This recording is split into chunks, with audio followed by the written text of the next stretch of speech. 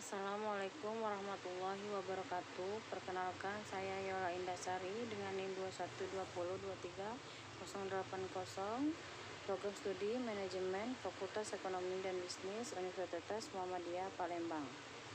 Di sini saya akan mempresentasikan tentang makalah saya, yaitu sintesis teori dan praktik manajemen perubahan. Baik, di sini satu latar belakang dan landasan Al-Quran. Organisasi modern dituntut terus beradaptasi terhadap globalisasi, disrupsi digital, dan dinamika sosial politik agar tetap relevan dan kompetitif.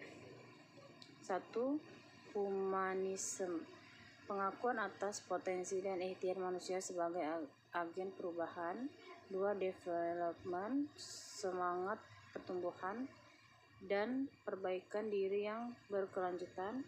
3. Change, perubahan sebagai sunatullah atau hukum kehidupan yang universal.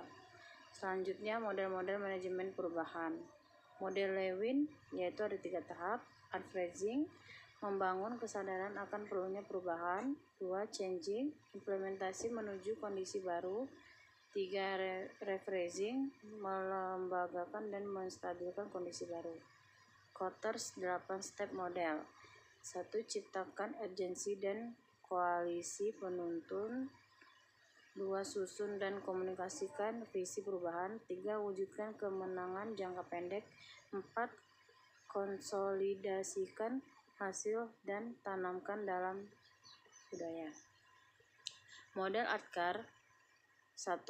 Awareness, kesadaran perlunya berubah. 2. Desire dan knowledge, keinginan dan pengetahuan. 3. Ability, kemampuan dan penguatan. Selanjutnya, teori-teori manajemen perubahan. 1. Lewin, keseimbangan antara driving forces dan restraining forces. 2. Penyelarasan insentif dan kebutuhan psikologis dengan tujuan perubahan. 3. Perubahan sebagai interaksi input, proses, dan output. 4. Perubahan jangka panjang berbasis investasi, intervensi ilmu perilaku. 4. Tingkat pengukuran perubahan nyata, standar bergeser, kerangka konseptual berubah. 6. Efektivitas bergantung konteks, corner, daya lenting individu atau organisasi. Selanjutnya, dimensi manusia dalam dinamika perubahan. 1. Keyakinan bahwa perubahan memang diperlukan. 2. Keyakinan bahwa strategi perubahan yang dipilih sudah tepat. 3. Keyakinan bahwa individu dan organisasi mampu melakukannya. 4.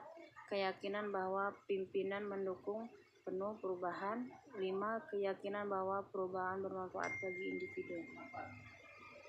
5. Analisis lingkungan pendorong perubahan. Politik, kebijakan pemerintah dan stabilitas politik. Ekonomi, pertumbuhan, inflasi, daya beli. Sosial, demografi dan preferensi konsumen. Teknologi, otomatisasi dan transformasi digital. Lingkungan, keberlanjutan dan isu ESG. Hukum, regulasi, ketenagakerjaan dan kepatuhan. Lingkungan internal, perubahan strategi bisnis dan restrukturisasi, penurunan kinerja atau produktivitas, pergantian kepemimpinan, merger dan akuisisi, kebutuhan memperbaiki budaya kerja. Selanjutnya, strategi mengatasi resistensi dan budaya berprestasi. 1. Edukasi dan komunikasi. 2. Partisipasi dan pelibatan. 3. Fasilitas dan dukungan. 4. Negosiasi dan kesepakatan. 5. Manipulasi dan kooptasi. 6. Paksaan.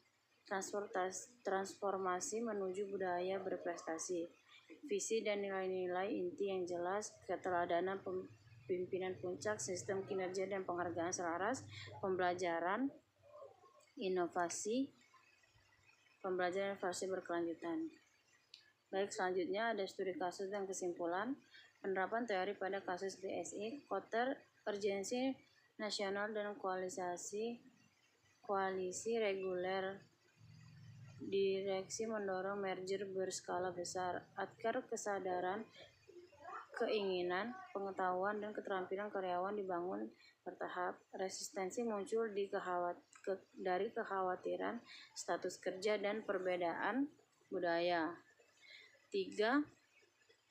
Entitas asal. Selanjutnya, edukasi, pelibatan, dan pelatihan jadi kunci integritas budaya baru. Kesimpulan, perubahan organisasi berakar pada perubahan individu sejalan dengan Quran Surah Ar-Rod ayat 11. Model Lewin, Kotter, dan Atkins saling melengkapi, tidak berdiri sendiri. Kesiapan individu adalah faktor penentu utama keberhasilan perubahan. Diagnosis Pestel dan internal wajib dilakukan sebelum merancang strategi. Resistensi diatasi lewat edukasi, partisipasi, dan fasilitas. Budaya berprestasi terbentuk lewat konsistensi, nilai, dan keteladanan pimpinan. Sekian pemaparan dari saya akhiri. Wabillahi taufiq wal hidayah. Wassalamualaikum warahmatullahi wabarakatuh. Terima kasih.